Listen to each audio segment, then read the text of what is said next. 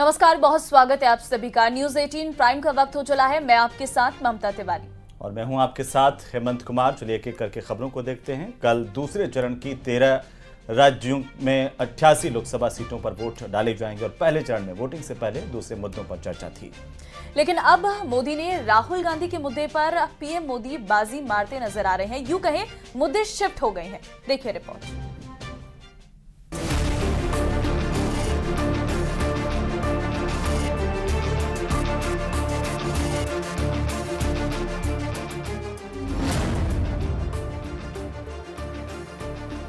सावन के महीने में मटन बनाने का मौज ले रहे हैं।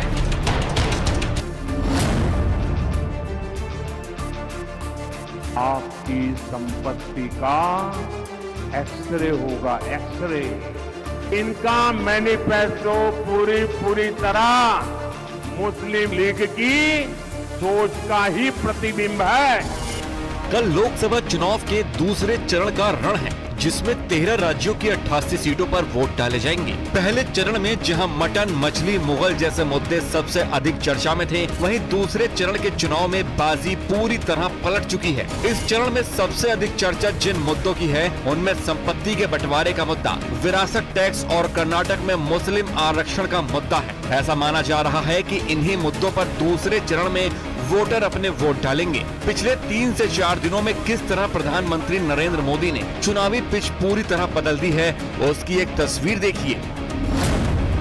सोमवार को पीएम मोदी ने कांग्रेस के मैनिफेस्टो को लेकर सवाल उठाया। उन्होंने आरोप लगाया कि कांग्रेस पार्टी की सरकार आई तो महिलाओं के मंगलसूत्र भी नहीं बचेंगे। मंगलवार को पीएम मोदी ने राहुल गांधी के देश के एक्सरे और उनके आर्थिक सर्वे वाले बयान को निशाना बनाया। बुधवार को विरासत कर के मुद्दे पर सैम पित्रोदा के बयान को लेकर कांग्रेस पर हमला बोला और आज उन्होंने कर्नाटक में मुस्लिम आरक्षण के मुद्दे पर कांग्रेस पर जोरदार प्रहार किया।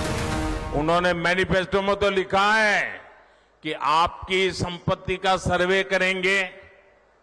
हमारी माताओं बहनों के पास जो स्त्री धन होता है, जो मंगलसूत्र होता है, उसका सर्वे करेंगे। आपकी संपत्ति भी छीनना चाहती है कांग्रेस। एक्सरे कराने वाली, एक्सरे मालूम है ना, उनके नेता बोल रहे एक्सरे करेंगे। और आपके लॉकर में क्या पड़ा है वो खोज के निकालेंगे। आपके घर में क्या पड़ा है वो खोज के निकालेंगे। कांग्रेस सरकार ने कर्नाटका में जितने भी मुस्लिम समाज के लोग हैं, उन्होंने रातों रात एक कागज निकालकर हस्ताक्षर करके उन सबको ओबीसी घोषित कर दिया। उस मुस्लिम समाज को ओबीसी को जो मिलता था वो लूट करके उनको दे दिया। प्रधानमंत्री नरेंद्र मोदी कांग्रेस पर ताबड़तोड़ प्रहार कर रहे हैं। विपक्षी पार्टियां उनके प्रहार पर संभल पाती, उससे पहले ही वो नया मुद्दा सामने ला देते हैं। आज एक बार फिर उन्होंने कांग्रेस पार्टी पर विरासत टैक्स को लेकर निशाना साधा। उन्होंने ये आरोप लगाया कि इंदिरा गांधी के निधन के बाद खुद को मिलने वाली संपत्ति को बचाने के लिए तत्कालीन प्रधानमंत्री राजीव गांधी ने साल 1985 में इनहेरिटेंस टैक्स को हटा दिया था। अपनी माता इंदिरा गांधी से मिले हुए पैसों को बचाने के लिए उस समय के प्रधानमंत्री श्रीमान राजीव गांधी ने अपनी संपत्ति बचाने के लिए पहले जो इनहेरिटेंस कानून था उसको समाप्त किया और खुद के पैसे बचा लिए। अब ये मत सोचिए कि जाति जनगणना सिर्फ कास्ट सर्वे है। वो जाति का सर्वे है, मगर उसमें हम इकोनॉमिक और इंस्टीट्यूशनल सर्वे भी जोड़ेंगे। देश को पता लग जाएगा कि इस जात में इतने लोग हैं, दलित इतने, आदिवासी इतने, गरीब जनरल कास्ट इतने, इनकी आमदनी इतनी है, और हिंदुस्तान की संस्थाओं में इनकी इतनी भागीदारी है, एक प्रकार से नेशनल एक्सरे मानिए इसको।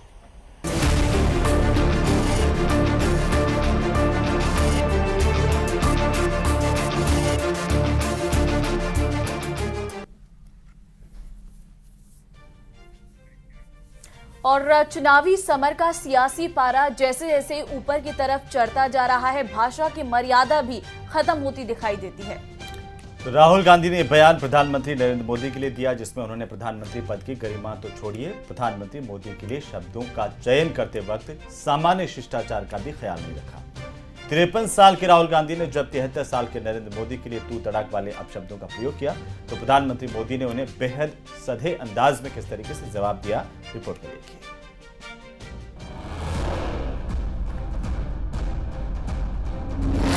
कामदार है, हम तो कामदार हैं। जैसे ही मैंने ये देश के एक्सरे की बात की, वो नरेंद्र मोदी कांपने लग गया। मोदी का अपमान करने में मजा आता है। 2024 के चुनावी समर का सियासी पारा जैसे जैसे ऊपर की तरफ चढ़ता जा रहा है, भाषा की मर्यादा भी खत्म होती दिखाई देती है। देश की सबसे पुरानी पार्टी के सबसे महत्वपूर्ण नेता राहुल गांधी ने आज ये बयान प्रधानमंत्री नरेंद्र मोदी के लिए दिया, जिसमें उन्होंने प्रधानमंत्री पद की गरिमा तो छोड़िए, पीएम मोदी के लिए शब्दों का चयन करते वक्त सामान्य शिष्टाचार का भी ख्याल नहीं किया। 53 साल के राहुल गांधी ने जब 73 साल के नरेंद्र मोदी के लिए तू तड़ाक वाले अपशब्दों का प्रयोग किया, तो पीएम मोदी ने उन्हें बेहद सधे अंदाज में जवाब दिया। जैसे ही मैंने ये देश के एक्सरे की बात की, वो नरेंद्र मोदी कांपने लग गया। जैसे ही मेरे, उसकी आदत है, जैसे उसको डर लगता है ना, वो झूठ बोलना शुरू कर देता है। जैसे ही उसको डर लगता है, वो कभी पाकिस्तान की बात करेगा, कभी चाइना की बात करेगा, तो एक के बाद एक झूठ बोल रहा है, मगर इस बार नहीं निकल पाएगा। आए दिन उनको मोदी का अपमान करने में मजा आता है। मोदी के लिए भला बुरा कहना उनको मजा आ रहा है। वो कुछ भी बोलते जा रहे हैं। पता है वे नामदार है, हम तो कामदार हैं। और नामदार तो कामदार को सदियों से ऐसे ही गाली गलौज करते आए हुए हैं, ऐसे ही ठोकर मारते आए हुए। ये पहली बार नहीं है जब विपक्ष के किसी नेता ने प्रधानमंत्री मोदी के लिए इस तरह के शब्दों का प्रयोग किया हो। कुछ दिनों पहले खुद प्रधानमंत्री मोदी ने बताया कि विपक्ष के नेताओं ने उन्हें 104वीं गाली दी है। किसी ने उन्हें औरंगजेब कहा, तो किसी ने परिवार को लेकर सवाल उठाए। कांग्रेस नेताओं ने पीएम मोदी के लिए चाय वाला और नीच जैसे शब्दों तक का प्रयोग किया। खुद राहुल गांधी ने चौकीदार चोर है का नारा देकर पीएम मोदी पर अटैक किया था। लेकिन जब जब प्रधानमंत्री मोदी को विपक्षी नेताओं ने गाली दी, उन्होंने इसे इमोशनल मुद्दा बना दिया और चुनाव में उन्हें इसका जबरदस्त फायदा मिला।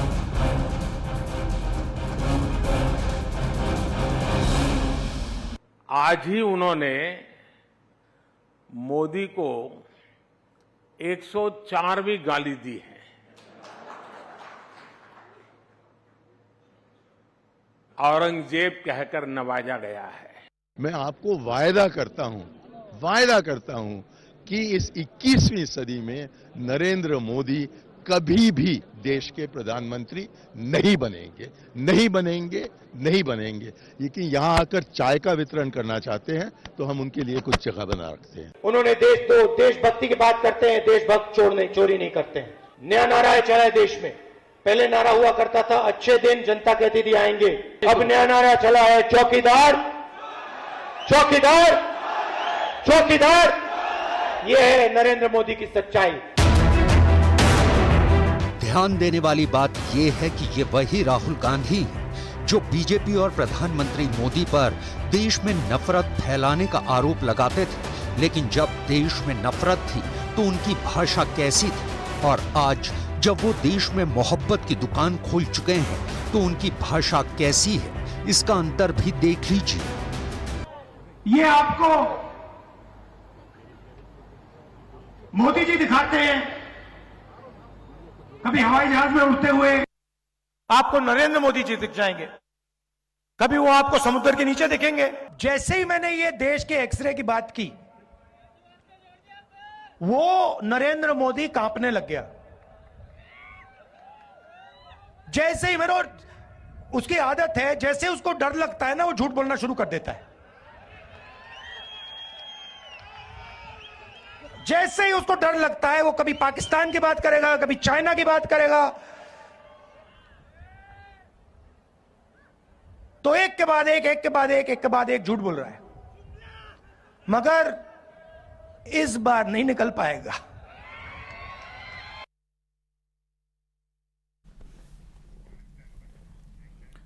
तो वहीं देश की सबसे वीआईपी सीटों में से एक वायनाड सीट भी है और कल केरल की 20 लोकसभा सीटों पर एक साथ चुनाव है।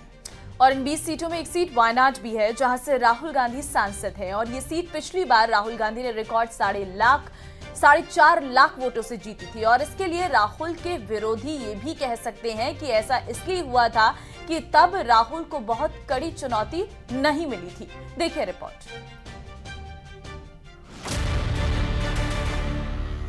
कभी हाँ, कभी ना, कभी ये और कभी वो कयास के बाद अमेठी पर अब लगभग फाइनल सहमति बन गई है। खबर है कि राहुल गांधी ही एक बार फिर यहां से कांग्रेस की उम्मीदवारी करेंगे, जिसका आधिकारिक ऐलान कुछ ही घंटों में या बहुत जल्द हो सकता है।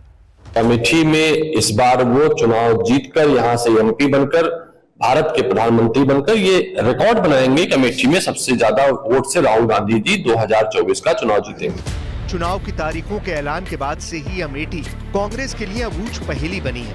कौन लड़ेगा, इसको लेकर कोई बोलने को तैयार नहीं। राहुल गांधी कह रहे हैं कि पार्टी को फैसला करना है तो पार्टी अध्यक्ष ने निर्णय लेने की जिम्मेदारी राहुल को दे रखी है। देखिए, अमेठी के बाद कांग्रेस का डिसीजन है, जो भी मुझे ऑर्डर मिलेगा मैं वो करूंगा। सीईसी मीटिंग, हमारी पार्टी में सीईसी मीटिंग्स में ये डिसीजन लिए जाते हैं। पार्टी और राहुल के इस खेल में नए खिलाड़ी ने भी दस्तक दी। अमेठी में कभी राहुल के पोस्टर लगे तो कभी रॉबर्ट वाड्रा के पोस्टर लगाए गए, और कई बार तो रॉबर्ट वाड्रा खुद आगे बढ़ते दिखाई दिए। कंफ्यूजन इतना कि सीट पर लड़ रही बीजेपी उम्मीदवार स्मृति ईरानी को भी नहीं पता कि आखिर उनकी लड़ाई किस उम्मीदवार से है। यही वजह है कि वो कभी राहुल तो कभी रॉबर्ट पर निशाना साध रही है। वो चाहते हैं कि गांधी परिवार का कोई भी सदस्य वापस आए। कांग्रेस के कार्यकर्ता रॉबर्ट जी को मांग रहे हैं, जीजा जी को मांग रहे हैं, पहले साले साहब को मांग रहे थे। उनका जीजा हो या साला, अमेठी में हर वोटर है मोदी का मतवाला। अब सवाल यह है कि क्या अमेठी से उम्मीदवार के ऐलान में देरी कांग्रेस की स्ट्रैटेजी है या अब राहुल का नाम आगे लाने के पीछे कोई डर है। सवाल इसलिए है कि जिस वायनाड से राहुल गांधी ने पिछली बार 4.5 लाख से अधिक वोटों से जीत दर्ज की थी, उस राहुल को दूसरी सीट क्यों तलाशनी पड़ रही है? क्या इसकी वजह ये है कि राहुल गांधी का वायनाड से पक्की जीत का भरोसा डगमगा गया है? इसको समझने के लिए इन आंकड़ों को देखिए जो बताते हैं कि वायनाड लोकसभा सीट पर हिंदू और मुसलमानों की आबादी करीब 40% के साथ बराबरी पर है और वहीं ईसाई 20% है। जाहिर है नतीजे बताते हैं कि पिछली बार इनमें से बड़ा वोट राहुल गांधी को मिला था। ऐसा तब था जब बीजेपी ने खुद की बजाय अपने सहयोगी दल के नेता को उतारा था, लेकिन इस बार न सिर्फ बीजेपी ने अपने प्रदेश अध्यक्ष को बल्कि सीपीआई ने भी अपने महासचिव की पत्नी को मैदान में उतारा है। ऐसे में दोनों ही दलों को इस बार पिछले चुनाव के मुकाबले बेहतर नतीजों की उम्मीद है और यही कांग्रेस की चिंता हो सकती है। दोनों पार्टियां एक साथ मिलकर चुनाव लड़ रही है। यहां भाषण देते हैं कि आतंकवादी है और वहां मिलकर के चुनाव लड़ते हैं। Give a promise that I will be, if the constituency voters elect me and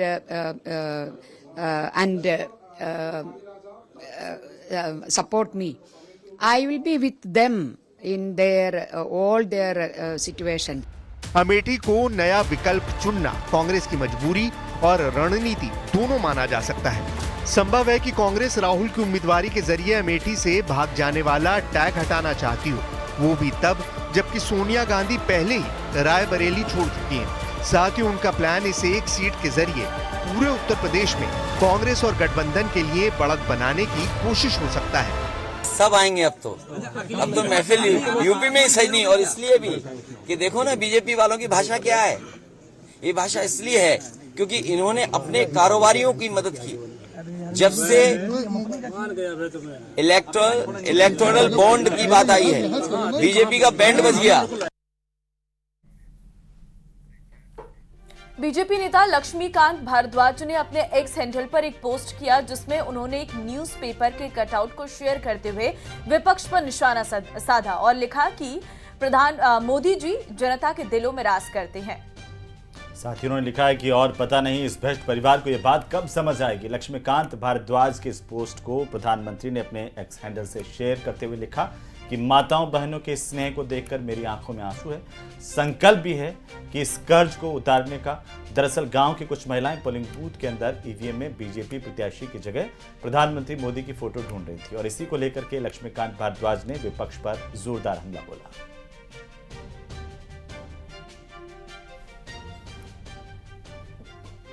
तो देखिए, ये वो कटआउट है जो हम आपको तस्वीरों में भी दिखा रहे हैं। एक पेपर की कटिंग आपको नजर आ रही होगी। इसे ही ट्वीट किया गया है लक्ष्मीकांत भारद्वाज की तरफ से और उसे रीट्वीट किया गया है प्रधानमंत्री मोदी की तरफ से।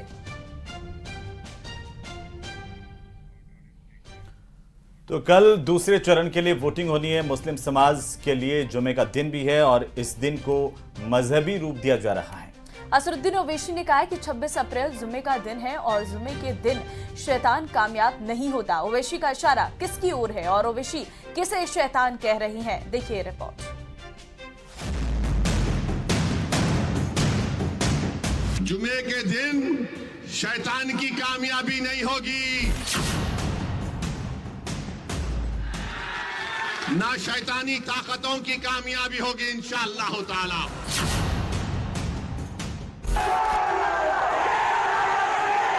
बाबरी मस्जिद जिंदाबाद। तुम में हिम्मत है बोलने की, नहीं बोल सकेंगे। दूसरे चरण के मतदान का चुनाव प्रचार खत्म होने से ठीक पहले असदुद्दीन ओवैसी ने अपना जांचा परखा डर वाला कार्ड चल दिया है। वोट और मजहब के नाम पर ओवैसी ने जो बयान दिया है उस पर विवाद शुरू हो चुका है, लेकिन इस बयान के पीछे ओवैसी का पूरा खेल साफ हो गया है। याद रखिए, 26 तारीख को आपको एक तारीख बनाना है और 26 तारीख को जुमे का दिन है, मुबारक दिन है। जुमे के दिन शैतान की कामयाबी नहीं होगी, ना शैतानी ताकतों की कामयाबी होगी इंशाअल्लाह ताला। जिस ढंग से उन्होंने कटाक्ष किया है भारतीय जनता पार्टी पर कि जुम्मे का दिन है, शैतान कभी आएगा नहीं लौट करके, मैं कहता हूं जो भी वो शैतान छोड़ेंगे, सारे शैतान को डब्बे में बंद करके, और उस दिन हम लोगों के शुक्रवार को संतोषी माता होती हैं, संतोषी माता का मुंह देख के जाएगा, सारे शैतान नाश हो जाएंगे। चुनाव में शैतान कौन है, ओवैसी का इशारा किसकी ओर है, ये बहस का